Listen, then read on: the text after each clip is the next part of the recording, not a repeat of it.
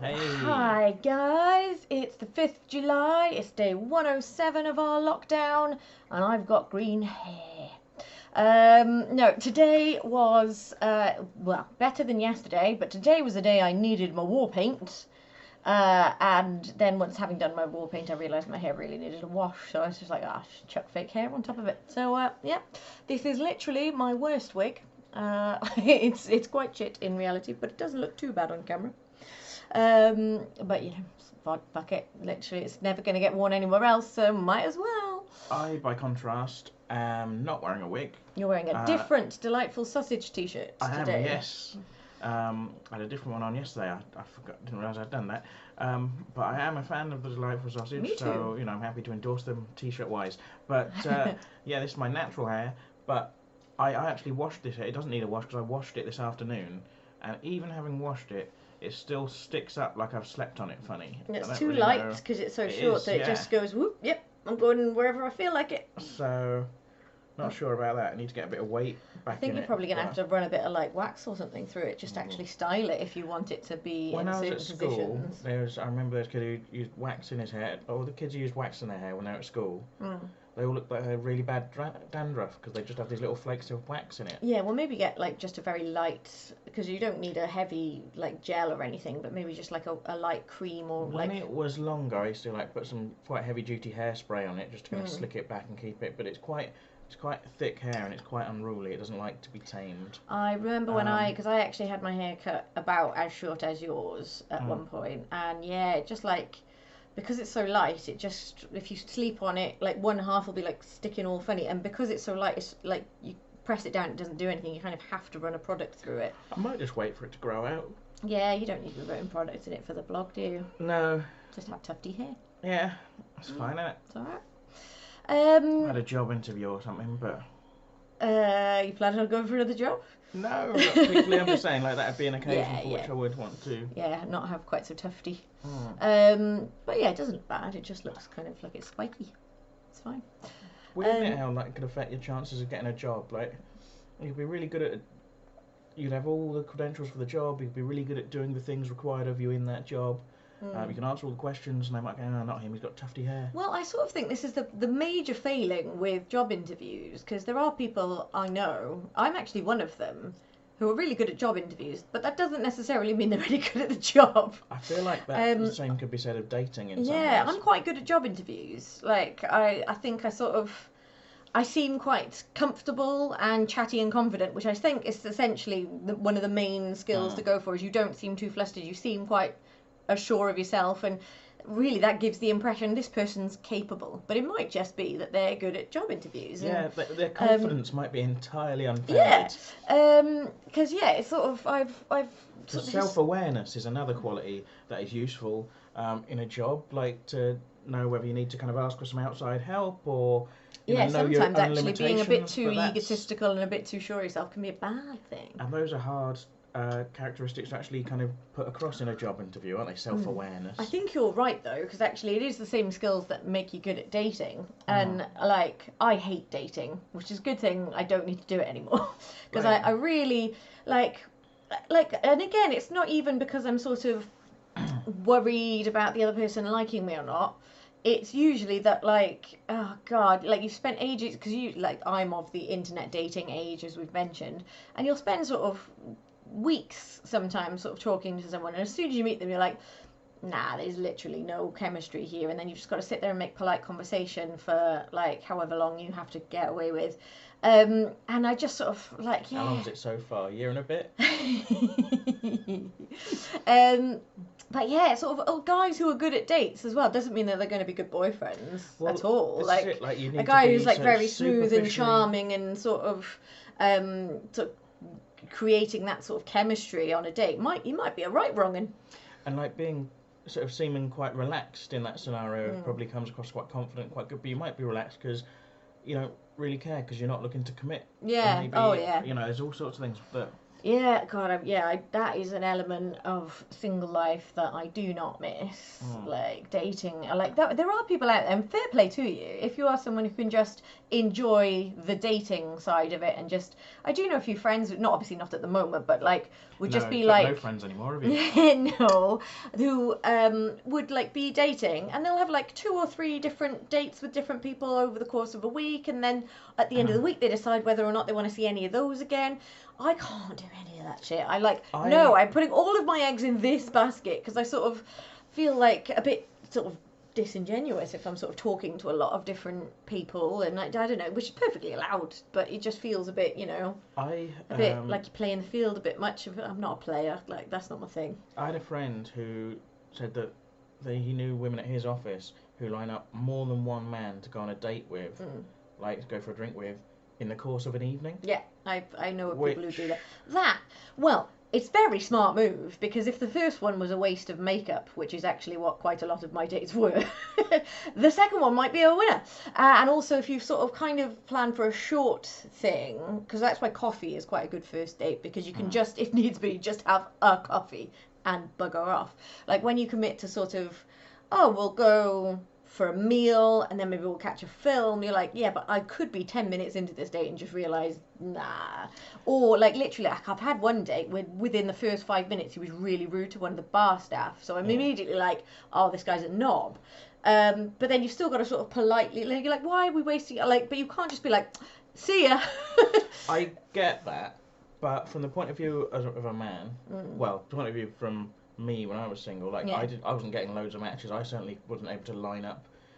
I think it is weighted in favour of it. It's the one element of dating that is weighted in favour of the women. So if I find someone, I talk to them, I secure a date, I'm a bit nervous about it. I haven't got any makeup to waste, but maybe I've tried to do my hair, tried to put my best clothes on, tried to make an effort, and I'm hoping something good will come of it.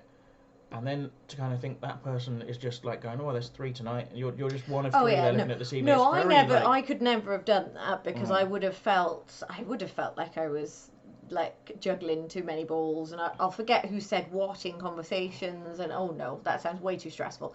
The only time, I only went once, but actually did like a speed dating thing, but it wasn't exactly a speed dating, it was like a single mingle that was done when I was with Match.com. And that was quite good, because you go along there and you kind of, in a normal circumstance, if you're just out at a bar, I would never go up and start talking to someone I liked. I would never initiate that, because you don't know if they're single, you don't know if they're looking, it feels very presumptuous, it feels quite forward. Whereas once you're in this room and basically everyone there is there for the single mingle, it kind of felt like, oh, I can just strike up conversation, because we're all sort of know why we're here, and it doesn't feel so it's kind of done the groundwork for you. Like, that was okay. Unfortunately, that I went to one, and it was in Cardiff, and they didn't get the balance right. There were far more men than there were women, which, like, that's not a good feel anyway. Like, they were circling like sharks. And yeah, it was just, and actually also because you're on that kind of like Tinder / like dating scene, a few of them I had like unmatched previously, because I'd started talking to them and they were weird. Oh, so you recognised them. And then I recognised them, and then they were like, oh, I know you. And you're like, oh. Oh God, there was the one guy. Oh, it was awkward. It was funny, but it was awkward. He he must have had a twitch or a tick. But if you've got a twitch or a tick that makes you do this, I would highly recommend, like, mentioning it, so that the person you are doing this to knows that it's a twitch. Because what this man kept doing was he kept talking to me, and then halfway through a sentence, sort of making what I can only describe as an orgasm face, and then carrying on talking, like after a pause. I'm struggling to picture it. What does an orgasm face look like? I'm not doing my orgasm face. But he would sort of like stop and sigh and sort of, and then carry on talking. And it was very off-putting. And he was one of the people who, and I'd already kind of got the impression he was a bit weird anyway, which is why I'd unmatched him. And like his first opening gambit was, didn't we used to be matched? And I'm like, maybe. And I'm like, that's forward. That's all right. That's quite confrontational. But I like you're in a safe space and there's lots of people. But yeah, oh God, I do not miss single life. Like I have a friend who went to like a singles event, and she went along only to discover that it was 10 women and 1 man. Oh Jesus! Yeah. I don't like them odds. Even as the man, I think I'd feel quite self-conscious. Yeah. Oh God. Because the idea then, obviously, it looks like the odds are really stacked in your favour, but I almost feel like the very conspicuous and self-conscious though. And you because say something just stupid, and you're surrounded by those women going, "Oh, what a twat! I can't believe you said that." Like, you know, when you see programs like The Bachelor, and you've got some rich, good-looking guy. And all these women are competing for his affection. Yeah, the thing, like the issue I take with these programs to begin with is the premise is every single woman there will find that one man attractive. Yeah, I feel very self-conscious. The idea that all these people are supposed to find me desirable in some way, like. Yeah, I would. Oh God, I'd hate. Like, not that I would have ever gone on any of them anyway, but to be like the one woman and like have 10 guys all competing for your attention and affection, like. No thanks. When I was single and dating, after the end of my last long-term relationship, and I was dates, I would say, were few and far between. But by like weird, just coincidence of timing, I was supposed to go speed dating, and that got postponed once, I think, because they hadn't filled it out, which is never encouraging. But then I was supposed to go along. And it was supposed to be the day after we went on our first date. Yeah. And obviously I didn't know what was going to happen on our first date, how that was going to go. But once we'd done our date, well, I believe we agreed to meet was it the very next evening we ended up meeting? I think it was the day after. Okay, so. It was soon anyway. In any case, whatever, either because I was meeting with you or just because I had already met you and didn't, I ended up not going to the speed dating. Which is fine. Thanks. Things have worked out romantically for me. But it could have been awkward. You could have gone and I might have been there. I wasn't signed up for it. That would have been fucking awkward, wouldn't it? But at least we'd be like, well, you're here, yeah, but you're here too. There's not like... I know, but it kind of, it sends a bit of a like, oh. Like, if you were running the speed dating and I turned up, that'd be, what are you doing here? We had a date yesterday, what are you doing? Thought it went quite well. Yeah. It did go well, clearly. Which is lovely, but I have always thought, like, that was my chance in my life to do speed dating and just, like, find out what that is like as an experience and, like, you maybe get still gone. We'd only been on a first date, but I'm glad that you sort of went, no, I'm gonna not go to that. Like that sort of speaks volumes. I know you didn't do anything to stop me going. I'm not blaming you. I'm just saying, like, if I had gone, I might have got an anecdote out of it. Yeah. And that's not something I'm ever gonna do now. Speed dating. No. Well, I hope not. Maybe. You would get in trouble if you went now. Yeah, seems fair. But maybe you could have like speed job interviews. Yeah. You could do it and get that experience. I don't know what job that would be for. Well, I do know of people who actually have gone along to speed dating and they've taken like a friend along with them who's actually been in a relationship, but they've just kind of gone along and pretended to be single to just sort of be wingman and back so that there's somebody there with them. Which, like, I think even then I'd feel like I was telling fibs and I'd feel a bit mean. But I can sort of see why you might, particularly as women, sometimes, like, if you're going somewhere unfamiliar and you know there's going to be sort of quite a lot of blokes there and they're all sort of, you might want to take along someone. But yeah, no. So anyway, we've waffled on about nothing we intended to talk about. How do we even get on to that? But I don't know. Dating and stuff. Yeah. But yeah, so I will sort of say, because yesterday I was a mess. Today I was still a mess, but less of one. But I did have a wobble. Because I was such a mess yesterday, we kind of invested in a little treat for me, which was a couple of my favourite Muse albums on vinyl. I've never had a record player. So I've never had vinyl. I've always just got my stuff either on CDs or just sort of listened to on Spotify or whatever. But I know I really love these albums, and because I bought Chris a record player for Christmas, I was like, right, maybe that'll be a nice thing. Because also sitting down and listening to music properly and listening to an album all the way through is something I don't do often. And it'll be nice to sort of have a little bit of switching off time. So put on something I really like. You know it a bit, but you've never really sort of sat down and listened to the whole album, so I can sort of introduce you to it a bit as well. And that'll be nice, or so I thought. So it already had started to go wrong in that I was planning on doing that. It hadn't arrived until like about 3:45, and today was the last of the street parties.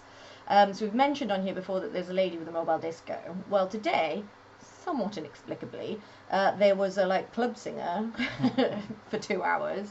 And then she then said, oh, she's going to do an hour as well. So it was like, right, okay. But we thought it was going to be 4 till 6. Then actually thought it was going to be 4 till 7. I think it ended up finishing at about 7:30. Yeah. So I'd been like, I want to listen to my music. But like, and to be fair, it wasn't so loud that I couldn't have. But considering I wanted to sort of sit and really listen to this music. Nice, proper, brand new, heavy vinyl. We've got a record player. We're going to sit and listen to this and chill and read our books or whatever.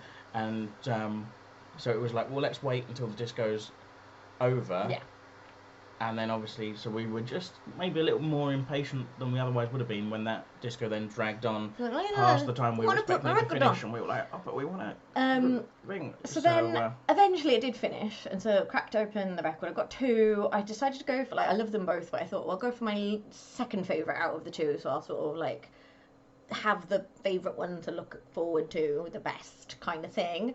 Sort of put it on, and sort of like it's playing okay. It doesn't sound great, and there's 1 or 2 moments that are very slight, sort of not exactly skipping, but slight moments where it's just, oh, that doesn't sound quite right, but not so wrong that you're like, oh, something's wrong, but just kind of like, oh, that something's off.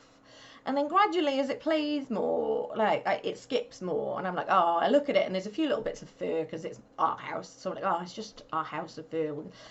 And so then I cleaned it, and it was brand new out of the sleeve. But, they seem like they sort of static attracts. So I'd literally be holding it and see little bits of fur appearing on it. So I kept having to stop it, take it out, give it a clean, put it back in.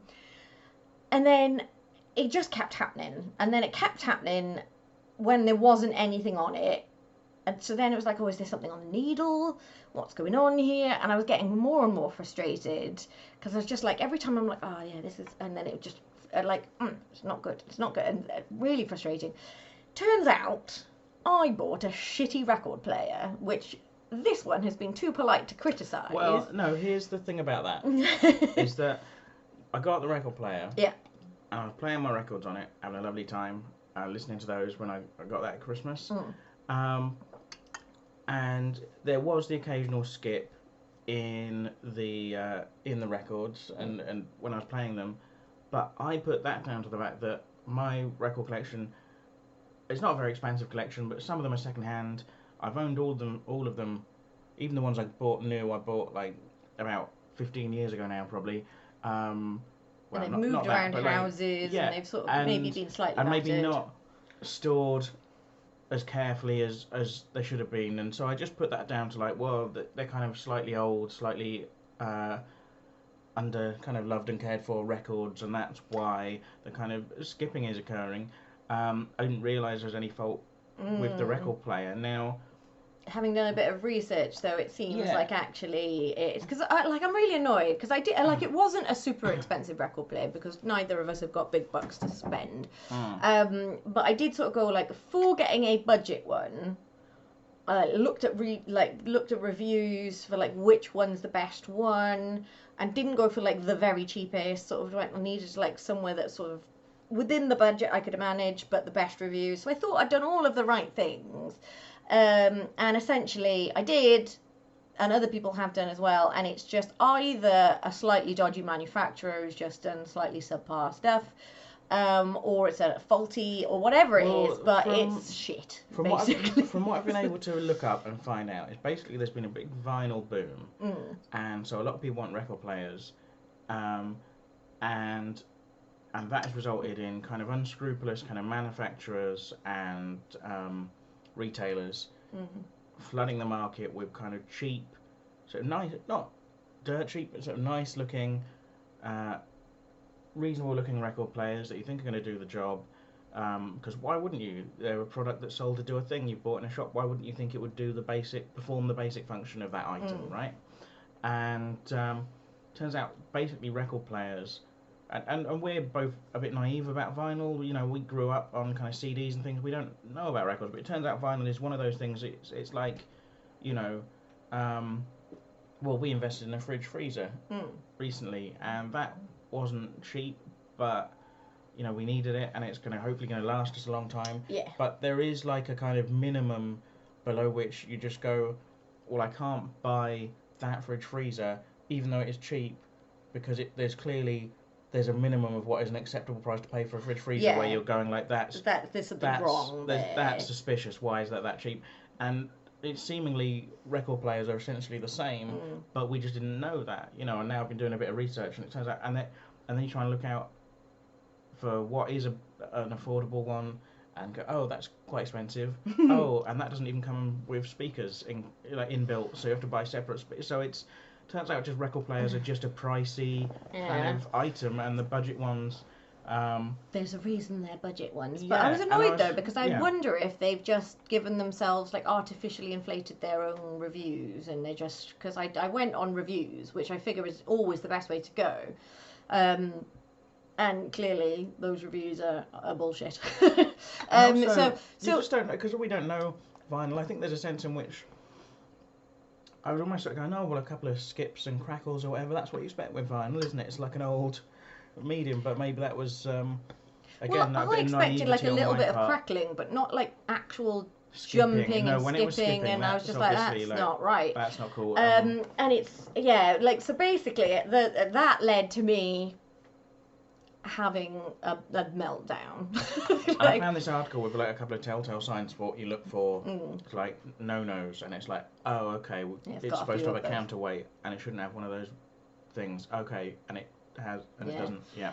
So I had a little meltdown there, not only because I was disappointed that this like thing that I was really looking forward to enjoying, because we didn't even get to put the second one on, because having then read that the record player is a bit shit, it also turns out it's a bit heavy and can actually damage the records. So I'd rather not play it, but I was like, I'm glad that I left my favourite one till second, but I would like to have listened to it.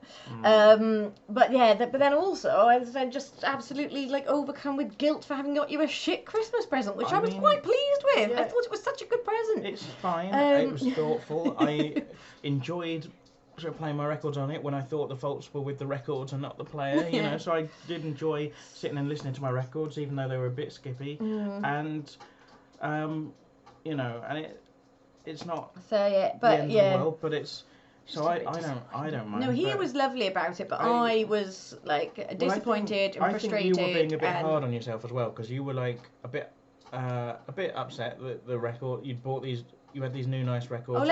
Let's call a spade a spade. I was crying like a child. I mean, you were, but you make that sound like you were like. I wasn't kicking off. You weren't sort of like sobbing. You were a little bit teary. Yeah.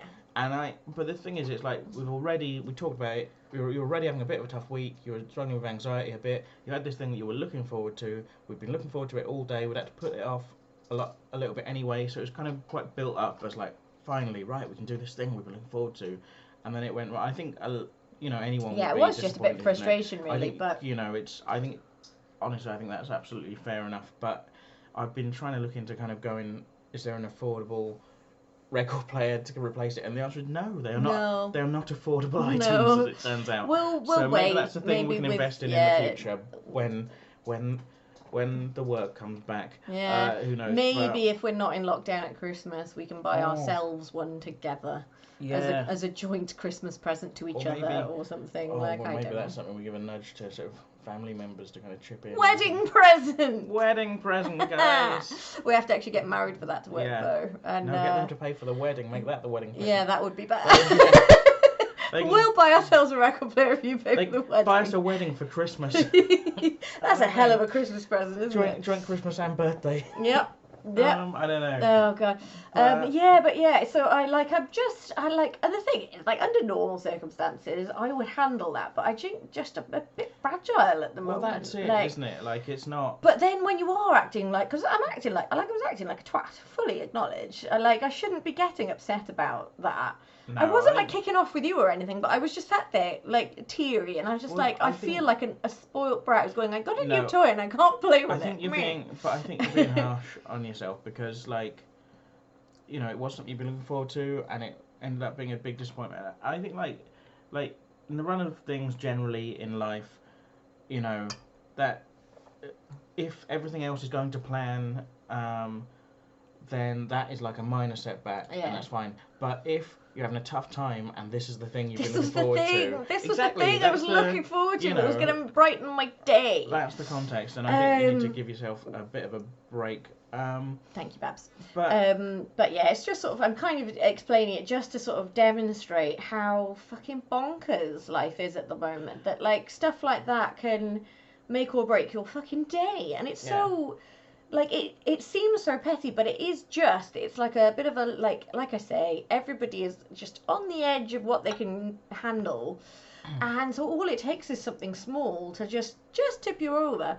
And, like, as I predicted yesterday, I should say also, by the way, about it being the last street party, this in itself is a thing that I'm sort of a bit perturbed by. Not because it's the end of the street parties, because I'm fine with that stopping.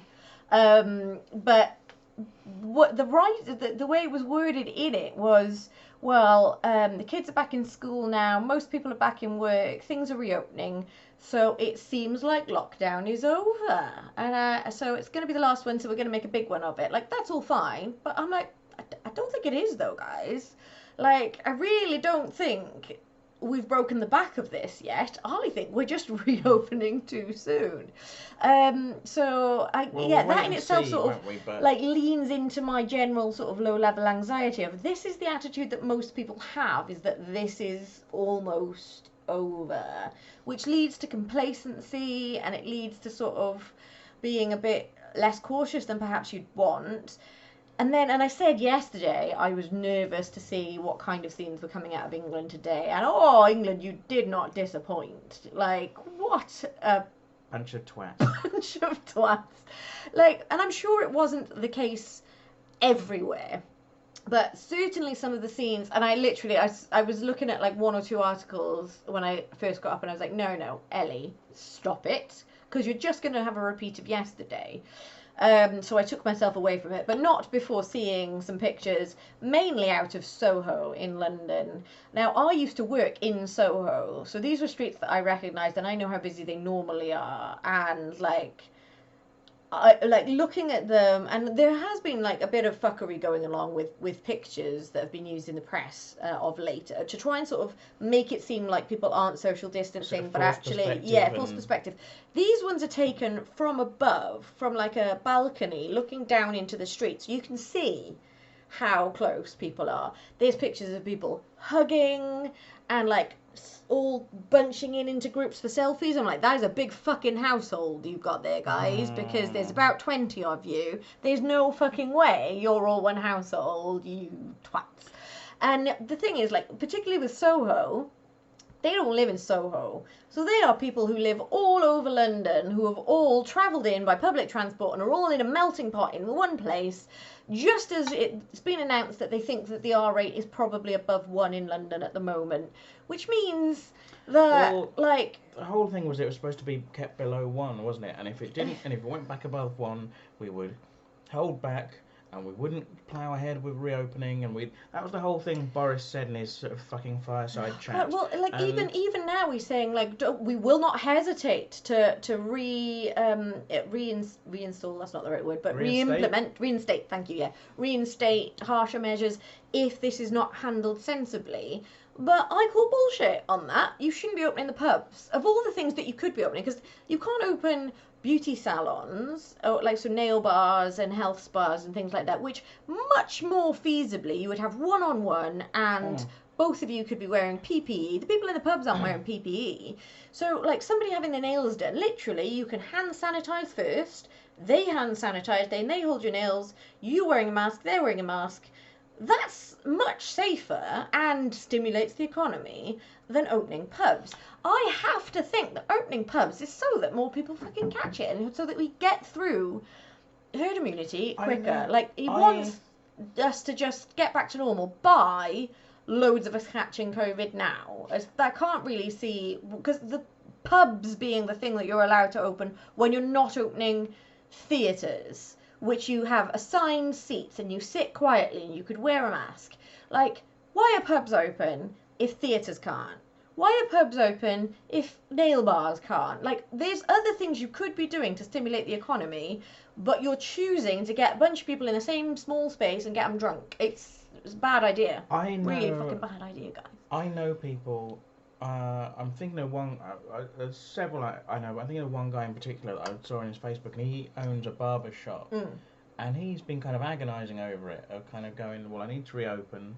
If the guidelines say we can reopen, I need to reopen because I can't afford not to. Excuse me. And he's been sort of agonising, going, well, I'm going to open for haircuts. Normally I would do beard shaping and trimming and shaving and stuff. But yeah, and that involves being face to face with someone, and it's a whole different thing. So he's been really agonising about, well, I mean, am I allowed to do it? It really depends on how you want to interpret the guidelines, but I don't want to kind of feel like I'm fiddling the guidelines. I want to do the right thing, but also absolutely. I am worrying about my finances, or that if people who normally come to me for that will go elsewhere and then they start back. going elsewhere in general. And he's really agonising about this stuff because it's his livelihood, it's his job, and it's something he's skilled at and cares about and is trained in. And then you just see all these people who've been to the pub and got pissed, and they're snogging in the streets and they're hugging and it just makes a mockery of people who are really agonising over this stuff and really trying to do the right thing and worrying about their futures. And there was a senior police officer there was a quote from him saying, like, it's crystal clear that drunk people can't maintain social distancing. Of course it is. I could have told him that. Because I'll tell you what, I don't mean to brag, have met drunk people. Yeah. And I've been drunk people. Yeah. Like, I wouldn't even say necessarily that I'd be any better. No, it's not. Like, it's just that's why I'm not going. We have nothing against drunk people. It's just that we know that being drunk lowers your inhibitions and you'll get to that stage of the evening. You might start by being quite good, and then as the evening wears on, you get to oh, fuck it, you're probably fine.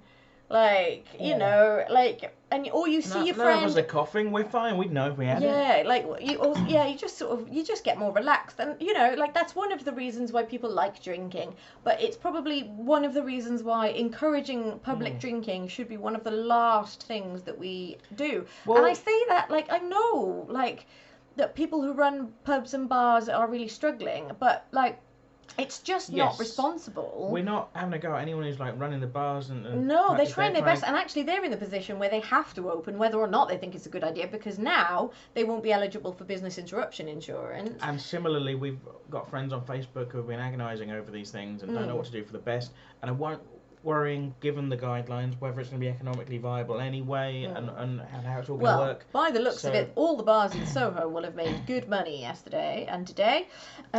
But it's Super Saturday, the papers were calling it, and it's just fucking stupid Saturday. Honest to God, guys.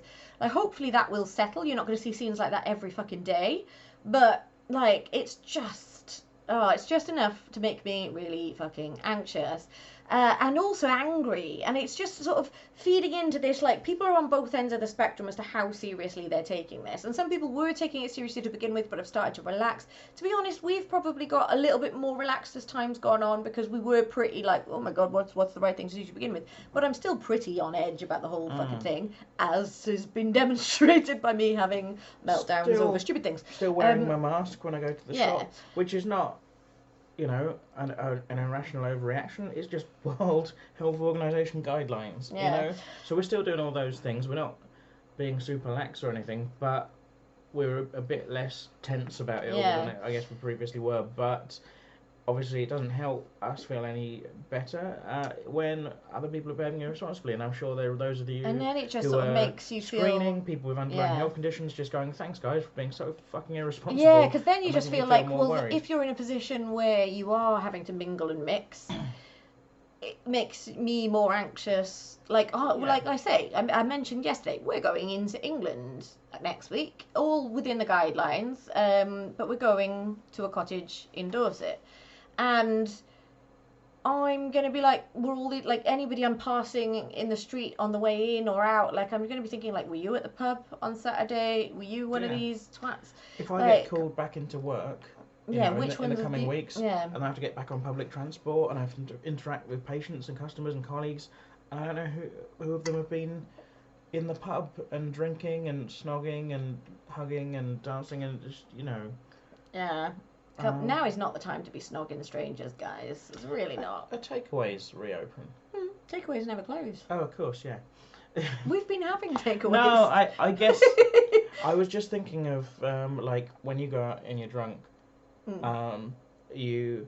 I assume you mean one, not specifically me. I know when you go out when you're drunk. When one goes out and they are drunk, and then you go, I've had a few drinks, and what I need is like a kebab or a pizza or some fried chicken, and so that's what I was imagining is like, is it possible once you've been to the pub on your Super Saturday to then go, and I hadn't really kind of connected the dots and gone, those takeaways, because that's the same. They've I think mainly been open with like queuing system, or they've only been doing deliveries. Yes, so I don't know if that. Don't know. If you can go to the kebab shop, it's all very well for Tesco's to put things down the road going, you've got to stand 2 meters apart. But if you're a small kebab shop in the middle of a town centre, are you allowed to put 2 meter guidelines down the road, or are other businesses going to kick off? I guess you've only really got control from your front door, really, at that stage. And I don't know how you kind of protect your staff. Obviously, you want your livelihood. It's all a fucking quagmire, isn't it?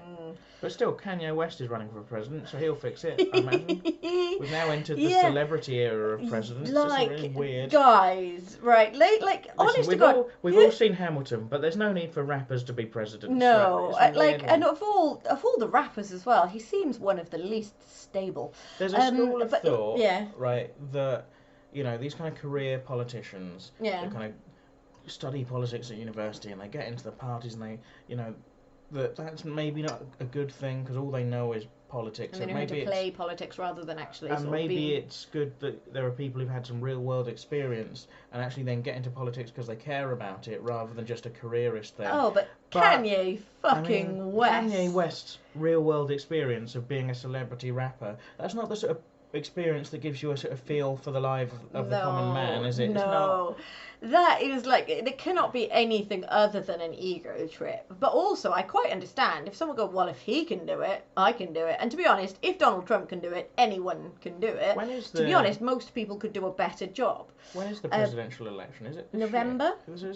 It feels like quite late to be declaring for a presidential race. I think it's probably just because things are polling so bad for Trump, it's just a last-ditch attempt to get some votes away from Biden. I don't think he really thinks he's going, but get a popular vote in. As a Republican or a Democrat or like an independent? Well, no, he's independent, but he has been quite pro-Trump. So it seems like it is probably... Come on, Kanye. The fear is, though, because Donald Trump... put out a baseball cap. That was his big initiative, wasn't it? That's what won. They said, "Make America great again." White on red. Yeah. And you wouldn't think there was much to that, but it worked, didn't it? That basically appealed to huge. The delightful sausage going after similar white on red branding. I'm sure they won't want to be lumped associated with Trump. Like that. No. Delightful Sorry, sausage. Guys. The delightful sausage are awesome, by the way. Like, let's give them a little plug. They are a bonkers double act. Really funny. They've got funny, quite surreal. They've got a podcast. They've also got their one of their Edinburgh shows is available to watch on Next Up Comedy. Yeah, so it's brilliant. We saw one of their previews for last year's Edinburgh, and then we went and saw the actual show, and it changed loads because we saw a really early preview. Yeah. The preview. I think the preview was really enjoyable. I don't think they would contradict us in this. The preview was a bit of a mess, like quite shambolic. It was hilarious, but it was like because there was quite a lot of bits where you think they've only discussed this, they've never rehearsed this. But I the two of them on stage together as a double act are so charming and funny, and you just want to kind of spend time in their company. They're so funny. And then we the saw level of corpsing that goes Yeah. on, which, if you don't know what that means as well, it's basically where you're trying to not laugh, but you can't help it. They are so, like, they are just funny people who clearly have great on-stage chemistry and probably off-stage chemistry as And well. I've met them both in real life, They're Chris lovely. and Amy. I love I've met them. Chris a little bit, and Amy I had a drink with in Edinburgh. And, I've met him a little bit. Well, I've met him kind of in passing, Right. kind of, you know. And I had a drink with Amy in Edinburgh, in a performance bar later. Like, she may well not remember me, but they're just both seem like really lovely, genuine people. It's sort of because I saw a thing that they were described as like a natural successor to something like the Mighty Boosh, which they're not very Boosh-esque, but I can see where they're coming from with the sort of slightly like surreal homemade costumes and sort of slightly bonkers sort of like. They're really hard to describe. If you've got Next Up, or if you want to do like a month's free on Next Up, give them a watch. They're brilliant. But only don't do your free trial on Next Up yet. Don't do it yet. We're hoping that. Anyway, shouldn't talk about that. But. You'll just have to pay for it later if you do it free now. Yeah, but anyway. My point I was going to make is Trump did this Make America Great Again cap, and that seemed to win him a lot of votes. Kanye West could literally put out a catchy hit song going, vote for me. You know, you remember how catchy Gold Digger was? Yeah. Just one of them, but about make America Great Again, or make me the president, or whatever, and just win hearts and minds with a music video. And it's a bit worrying, because, yeah, he seems... If he's a Trump supporter, he's probably... I don't know if he's a Trump supporter, but he's... uber rich, and also, I think more on the side of Trump than he is on anybody else's. The vote where some people are voting for Kanye, where they would have voted for Biden, that's not ideal. It's all if you split Trump's vote, I'm kind of alright with that. But like, I don't like. Honestly, it's just laughable, isn't it? But when I heard the news, which I think was either this morning or late last night, I was just kind of like, yeah, sounds about right. To be honest, he might get in. Like nothing could shock me this year. It's nice. Like, I was like, yeah, of course, fucking course. It does feel very late to be declaring, doesn't it? For if it's this November, but well, that might be down to the fact that they're sort of saying that it's being predicted that Trump's going to lose by an absolute landslide, which would be good. I actually have discovered, I didn't really know much about Biden. I knew he was Obama's right-hand man, which kind of, in my eyes, gave him quite a lot of credibility. There are things that are maybe problematic about Biden also, but very much, if it's Biden versus Trump, then lesser of two evils. Fucking vote for Biden. Like, dear God, we cannot take another... Is it 4 or 5 years the Americans have? Is it 4? I think it's but yeah, get that senile, absolutely dementia-ridden, narcissistic troll who is a fucking rapist and bragger of sexual assaults. Like, he is an absolute, the lowest of the low. Take his hand off the red button, just steer him away into a nice little home somewhere where he can play all the golf, make no decisions no decisions can be made by Trump anymore. He's had his time. It was a shit show. Whatever your political leanings, just get Trump out. He is an absolute... He got impeached. You can't get voted back in after having been impeached, surely. I mean, the fact that he's still you know, okay... America, sort your shit, and we're not much better. But you'd think the Republicans would go, well, you did get impeached, maybe we have another candidate. I think he's lost a lot of Republican support, to be honest. I think they've realised, oh, hang on, this is a dumpster fire. It feels like he shouldn't still be allowed to stand, or maybe he has to be an independent and the Republicans should get another go. I don't know. Anyway... that about wraps it up for us today, I think. Gone on again. We've gone on again. Yeah. So we'll be back tomorrow. Either I'll be feeling much better or I'll have had another meltdown about something stupid. So we'll see. It really could go either way. Who knows? Watch this space, guys. Find out here. Like and subscribe. There's no shame in it. There's no shame in it.